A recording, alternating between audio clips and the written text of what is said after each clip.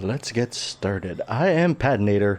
This is Gathering Sky, and I'm wondering, which button is killed? Well, it turns out there isn't one, because Gathering Sky is more of an experience than a game.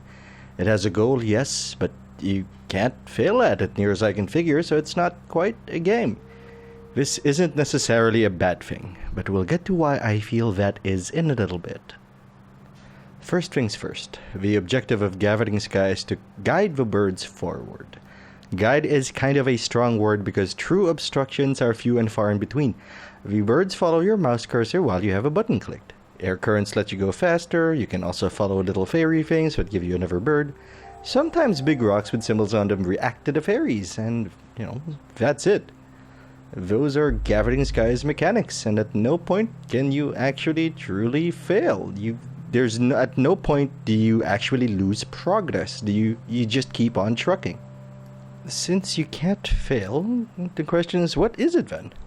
Well, it's closer to an experience more than anything else. And with that in mind, reviewing Gathering Sky is more about how it can immerse the user and provide the experience.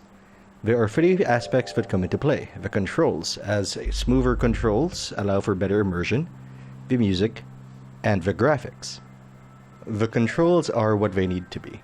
Guiding birds is easy, and the first part of the game informs the player of how things work. What's important is that the birds pretty much react the way you expect them to. Put the mouse closer to them and they fly in a tighter formation. Far away and it's looser. Stop clicking altogether and they start drifting gracefully across the sky, which is pretty nice since you can lean back in your chair and just enjoy it. The music is gorgeous, and so is the art. Of note is the minimalist UI, because there's nothing on screen. There are no numbers or distractions. There isn't even a real opening screen. When you start Gathering Sky, it gives you the developers, and then the experience begins. This is important because it means it makes no pretense at being a game. No numbers to tempt you into thinking you've missed a bird. No HUD to inform progression because there isn't any. Not even level numbers. In that manner, it's similar to, I think, guided meditation. No distractions. Just focus on the birds, the mouse, the music, and what it makes you feel. But no experience is perfect. Any repeated experience loses impact, and the second time around simply isn't the same. Your mileage may vary, of course, but at my second run at the game, it didn't have the same impact on me. If it offered more areas or more places to explore, maybe, but even then, there is such a thing as dragging out an experience. Perhaps, this is exactly the length that it should be. Another problem, funnily enough, is that it's a little too immersive. No, that's not right. It kind of locks you in. There are no breaks.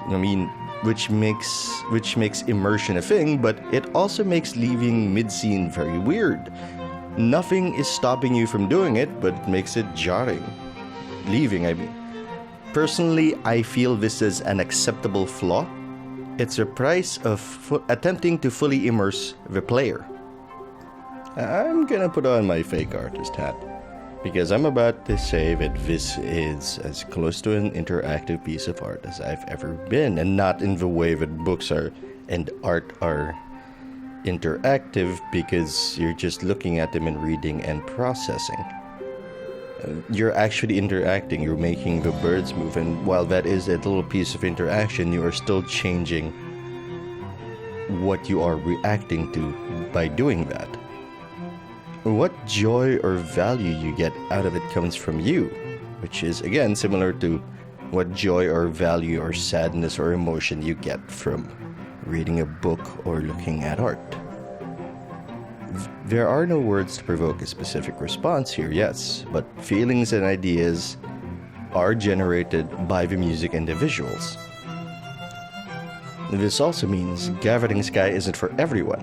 For people who just want to do something relaxing, something they can interact with, but with no pressure to perform or progress, this fills that niche.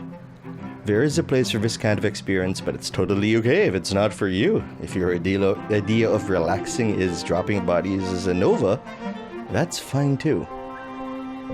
That said, it is a nice change of pace for me personally, for all the competitive games I've been playing, all of the daily runs, all of the stealthing around, all of the objective capturing. There's no pressure to perform, as I said. As such, an experience is entirely personal, and I mean the experience of Gathering Sky. It's difficult to say whether this is worth your money or not, especially since I was fortunate enough to receive a review copy. I'm gonna leave you with a little more footage and a little more music. You can decide for yourself if you want more of that. Personally, I quite enjoyed myself. Thanks for watching. I am Patinator. I'll see you later.